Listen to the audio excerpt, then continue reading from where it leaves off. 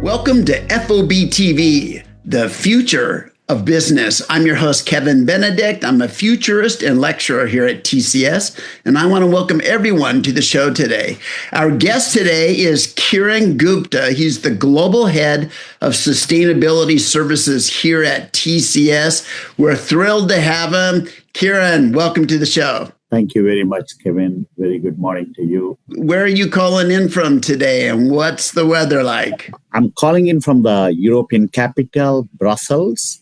We are in the middle of the summer here, end of July. But around me, if I look, it's drizzling, gray skies, windy, 70 degrees. I need to put on my jacket right now. Well, I'm calling in from Boise, Idaho, here next to the mountains anyway, and it'll be about 97 degrees Fahrenheit today, so very warm, blue skies and all that. So that's what's fun about being a worldwide company, right? We can chat from anywhere in the world, so that's awesome.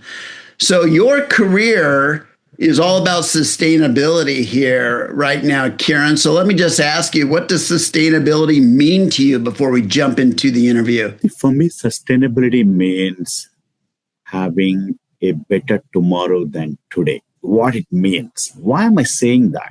Sustainability is, for me, it is around, can we increase the trust from between people to people? Can people have more trust on the government, on the policies? Can we have a better, clean air so that we all can live healthier than we are living today? Can we actually have a better environment around us? Can we have the 4 seasons, which we always wanted to have? The summer, the winter, the rainy, the autumn, rather than having multiple 4 seasons within one season.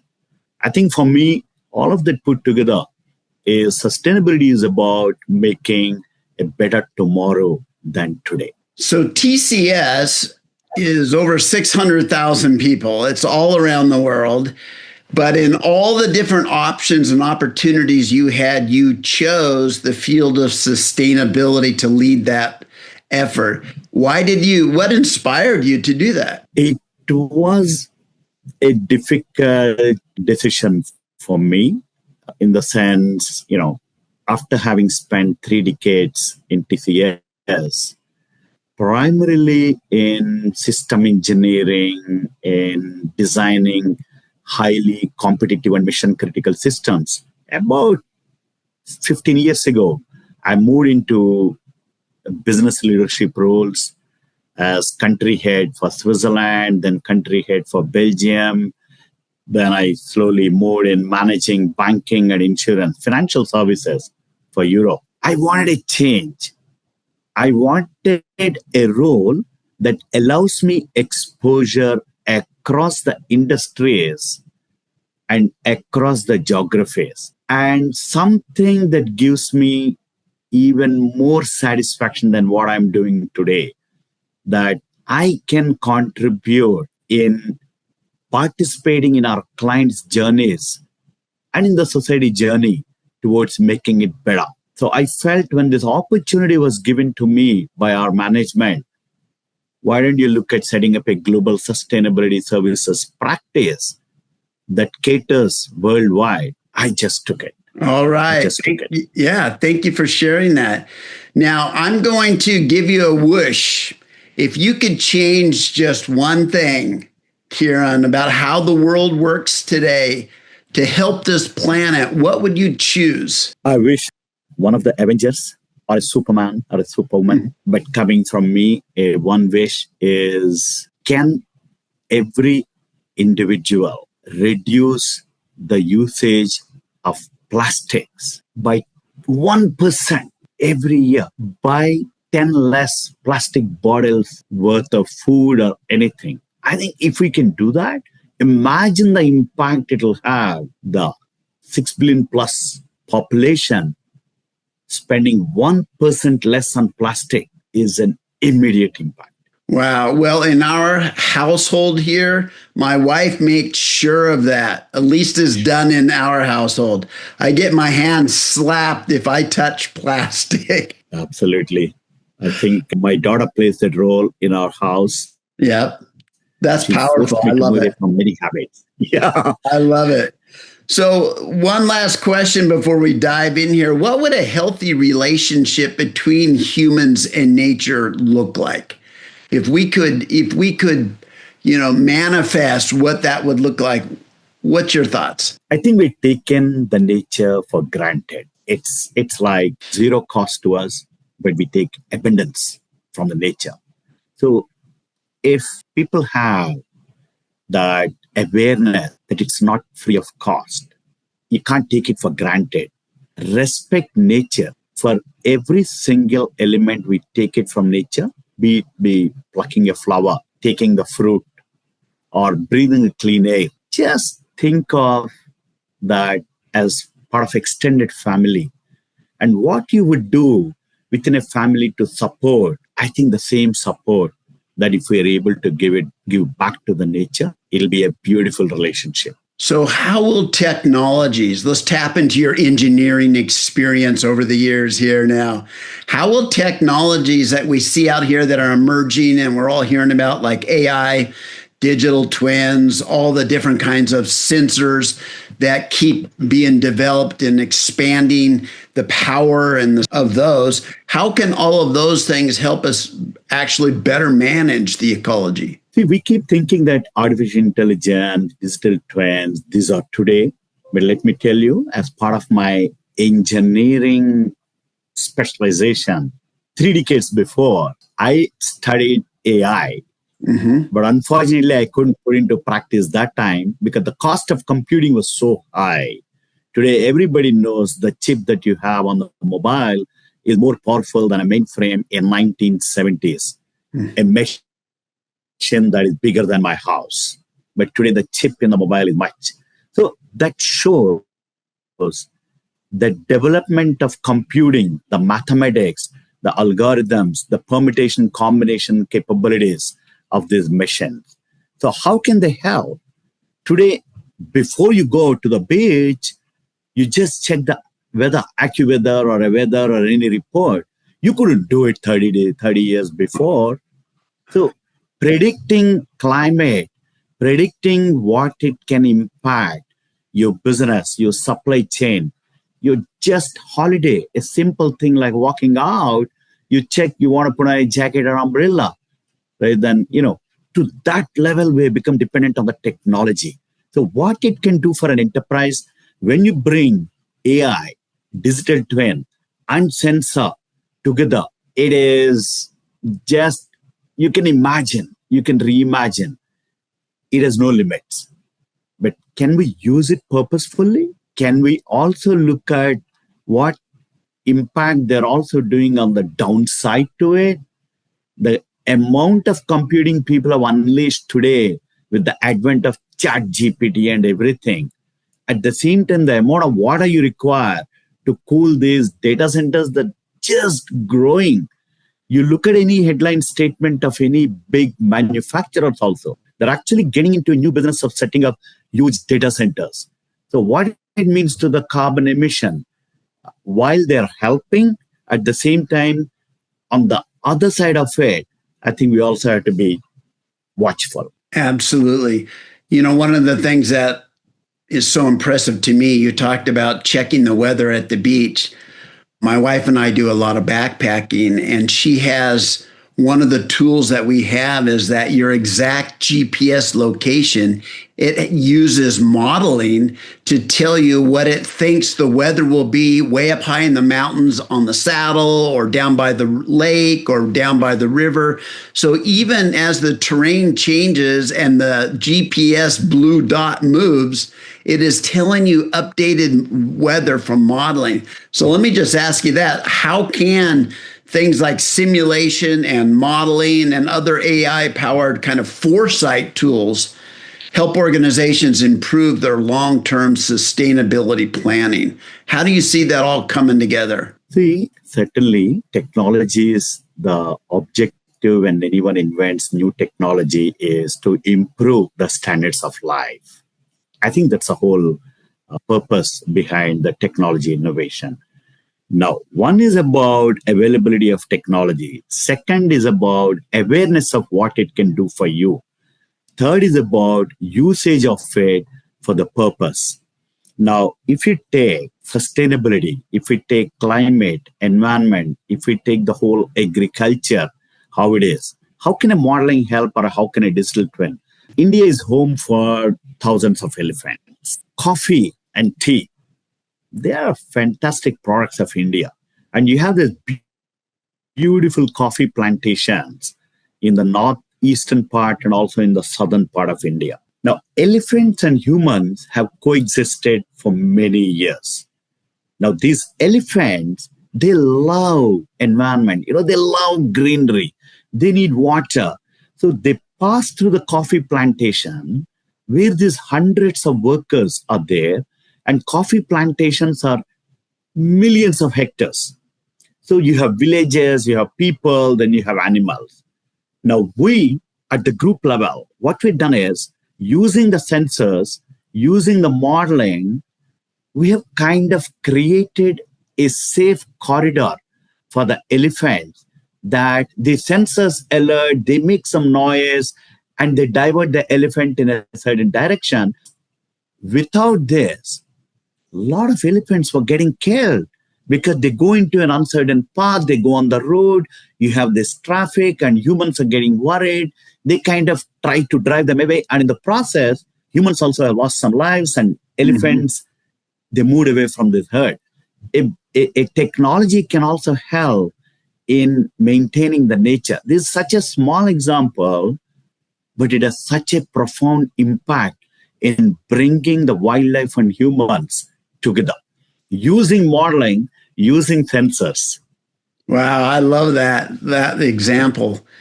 So let's talk about integrations of technology and digital platforms, Kiran. Are there frameworks, methodologies, maybe even standards that organizations should adopt to ensure that the digital platforms they use are both sustainable and, effective for the business? How can they look at that, whether it be ERPs and CRMs and everything else that they use? How do they monitor or gauge or understand if they're making the right choices from a sustainability perspective? Okay, that's a good question.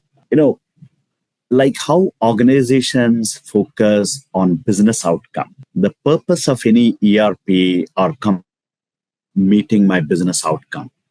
At the same time, if the enterprises can also start looking at, how much of computing power it takes, because every single computing unit used less is not only for reduced carbon, but it helps in your bottom line directly.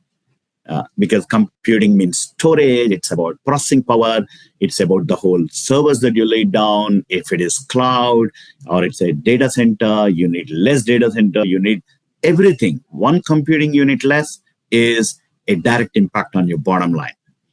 There are frameworks, there are methodologies. In fact, we have what you call the green IT concept. In the whole green IT concept is about measuring the computing, measuring the data centers, everything you can measure. And then you can see what's the usage. Is it using more or is it using less? Depending on that, you take certain actions in optimizing your applications, optimizing your data center facilities, everything. So there is a measure, there are methods, and there are metrics around it, including on AI, usage of AI. What is the today's usage of AI versus the outcome? Then can we look at reducing the usage of AI as well? Yeah, that's a fascinating point. I read an article just this morning, Kiran, about how in different parts of the world, the amount of energy required to deliver AI, equivalent AI, is different. Some are very high and very expensive. Others have found ways to become far more efficient. I imagine that's kind of the next chapter in AI, is looking for more and more efficient uses of AI, right? I think so, because we're today at a hype cycle. Everyone wants to experiment on AI. So in that way, the organizations have given a little bit of free hand, but some organizations are going very cautious, kind of enterprise AI strategy, deployment. But if you ask me, we're at a very early stages of measure, have metric, and then optimize. Because today, everybody wants to experience, implement from a pilot to production on the AI wave. But yes, you're right. In some parts of the world, the usage is high for the same outcome. That also shows the maturity of the enterprise. It's like, you mentioned in your home, you use less plastic. In some homes, they use very less water for the same purpose. So I think agriculture, if you take, you have some agricultures which take less water, but the outcome is better because they mastered the art of farming. So the day comes, the mastering AI, that means you use less AI, but you get a better outcome. Yeah. So Kiran, I imagine in your leadership role here at TCS, you get invited to speak to a lot of business leaders about the future. And this is one of those areas when we think about predicting or understanding or anticipating climate risk, emerging climate risk. There's going to be a lot of interest in kind of foresight, an area that's near and dear to my heart, is looking into the future. And what's your advice to business leaders? How do they anticipate this changing environment that we're in, where there's not historic patterns that are going to be helpful? It's new and emerging patterns. So how do companies even prepare for these emerging risks? See, climate risk, at least I'm happy to say that majority of the enterprises have accepted it as a business risk. The beauty of accepting it as a business risk means they will take more steps around to reduce the risk. Reduction of the risk means it is going to have a positive impact on climate. Because what do you want to do when you want to reduce a risk? You either eliminate the risk or you take steps to prevent. But that is more at a high level. But when I look at what's happening around today, in the last 3 to 4 years, the insurance premiums for climate risk have gone up by 84%.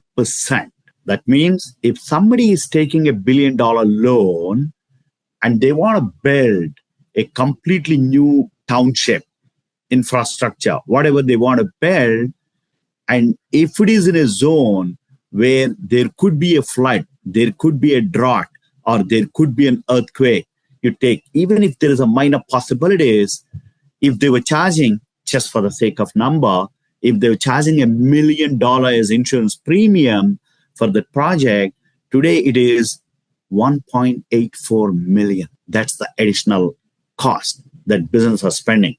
More to that, some insurance companies have stopped giving insurance when they think that there is a climate risk involved in that project. So that awareness is there, the businesses are knowing it. Now, what is it they can do? If it is financial services or insurance, it is about, lending, it is about investing in that. So here, they totally dependent on the data and on the accuracy of the data, how they use. But if you take the whole supply chain in manufacturing, in retail, in food, climate risk can completely disrupt their supply chains.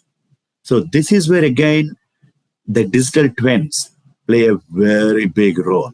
In that, digital twin by nature, if you put it simply, it is about recreating a production system, a live environment you recreate, and you supply all the data and elements into the virtual model on which you can play around.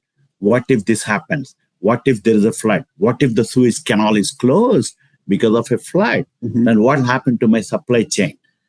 I think enterprises can leverage the availability of these new technologies, starting, could be sensors, a combination of digital twin and AI because AI is more around prediction and what if, all the analysis they can do with a combination of digital twin.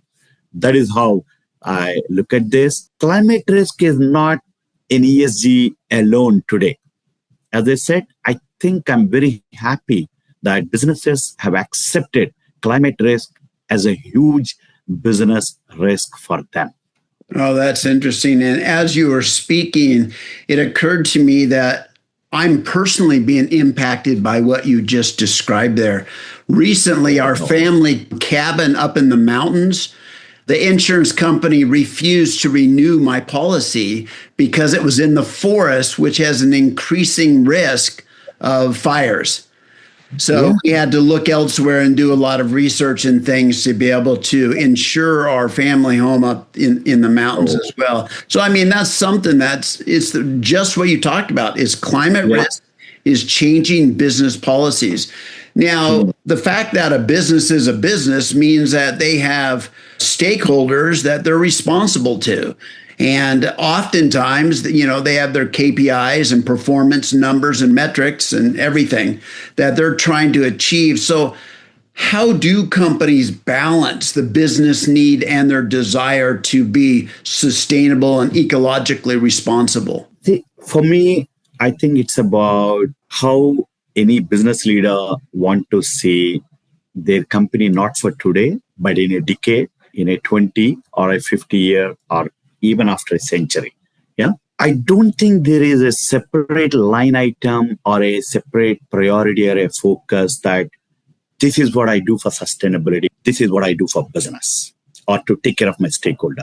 I think embedding sustainability into their business practice, into their vision, into what they do every day, taking care of what we discussed around, all the stakeholders, people, planet, profit.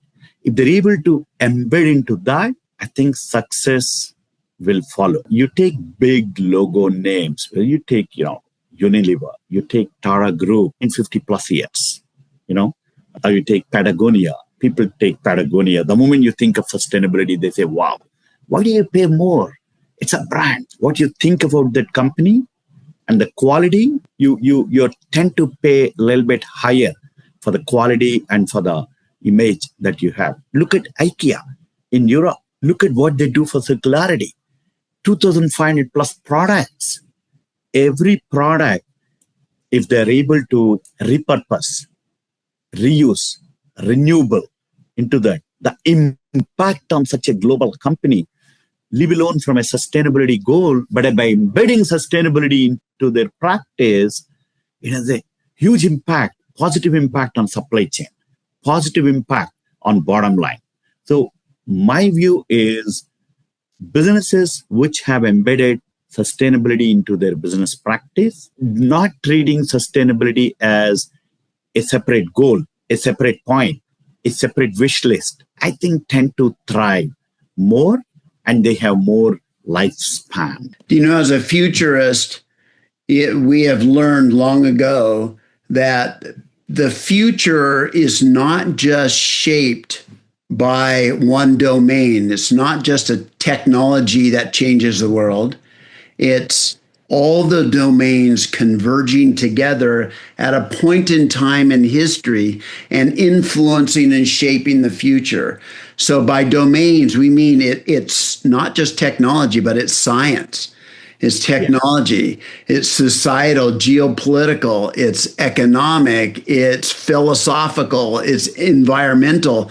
It's all 7 of those domains converging and coming together to impact the future. But we also see it as that's what's all of those domains are also required to make a society sustainable. Do you see the same thing or do you see differently? I agree with you that it's not one element. It is always a combination of elements. Sometimes it may tilt towards a outcome that you wish to have and an outcome that you do not wish to have. I think this is where this technology can also play a role, a little bit higher than anything, but technology is science, end of the day. Yeah. So, but can we be more prepared than today to have a better tomorrow. I think in that way, nobody predicted COVID, right? Nobody predicted. With all of this modeling around, with everything that people thought about, the entire BCPs that we do, the drills and all of it, when COVID hit, the world stood still. But humans being adaptive, it only took a couple of months for the human race to find, to live, to coexist with the pandemic and create the resilience and the ability to survive. To some extent, science helped. To a great extent, science, technology, the adaptiveness, and the resilience nature of the human life and the nature, it all came together for us to overcome the crisis. I didn't predict it. So I have a geothermal at home. Geothermal is about, the natural heat, digging about 100 meters below and then generate heat from the heat that abundantly Earth has below the crust. And my entire heating at home is through my geothermal. When the electricity prices went up by 3 times, I was the guy laughing. Oh, yes.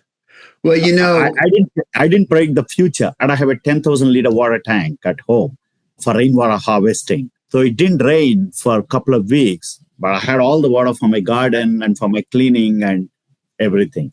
So I think sustainability in that way, when you think of it, it actually helps you.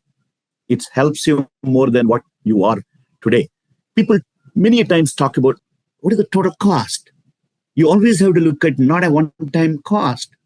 The business that is more prepared will always succeed. That's beautiful. Matter of fact, the neighborhood that we live in, Kiran, here in East Boise, many of the buildings are heated geothermically here too. Wow. Directly a quarter of a mile from my home right here is the geothermal processing area where the heated water comes out and then gets piped into all the neighborhoods. So yeah, our city hall is heated by geothermal as well here in Boise. So that's awesome.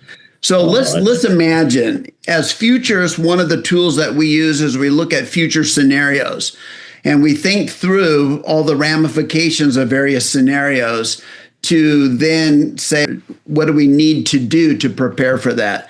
So let's talk about what a sustainable future might actually look like. And then we can reverse engineer it. What's the vision that we're trying to achieve here, Kiran? I think when we started this conversation, so I mentioned, sustainability for me is having a better tomorrow than today.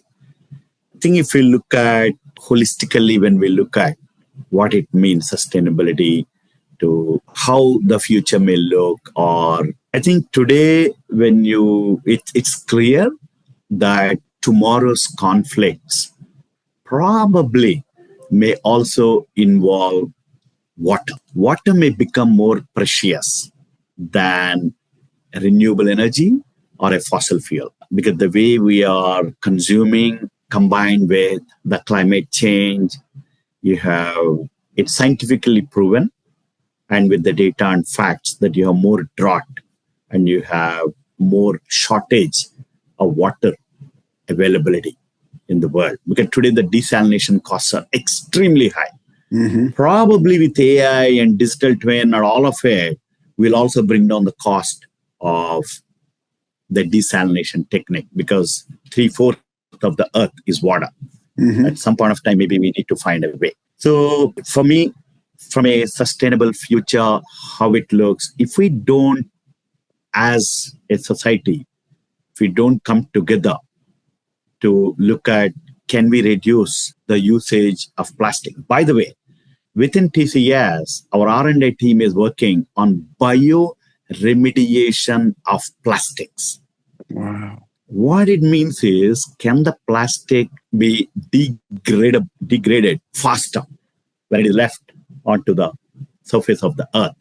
So inventions will continue in a way that, but for me, the sustainable future is around regenerative agriculture. What is regenerative agriculture? In simple terms, can we use less water? Can we use less chemical? Can the soil be more fertile day by day, year on year, that can produce, if not more, at least the same year after year with a better soil, less water, less chemical. That's how I see. Can we have less climate risk, which not only helps you and me? You talked about the fires. I talked about the premium going up by 84%. If you leave it like this, in 5 years, will the premium be 500%? Then people who need the insurance, people who need to protect themselves, will it be more expensive for them? If the companies stop giving insurance, what will happen? So then you don't tend to get into those, experiences that one would like to have, but it's also a business not there. So I think collectively in the future, it'll be regenerative agriculture. It is abundant supply of clean water, less climate risk, less climate change, which means there'll be less climate risk. I think all of this, if we can bring the technologies that are available today and stitch them together with the digital twin, with the AI, with sensors, with all that is available, I think if organizations can start taking steps in the usage of this in a purpose-led and build, resilient businesses that can withstand. I think that's how I see it. Absolutely. So all of those things are to give us those digital twins that allow us to simulate, to understand, to shape our future, to make it a better place. With that, I want to thank you, Kiran, for joining us, sharing your expertise and your wisdom with all of us today. Thank you for joining. Thank you. Thank you, Kevin, for having me here.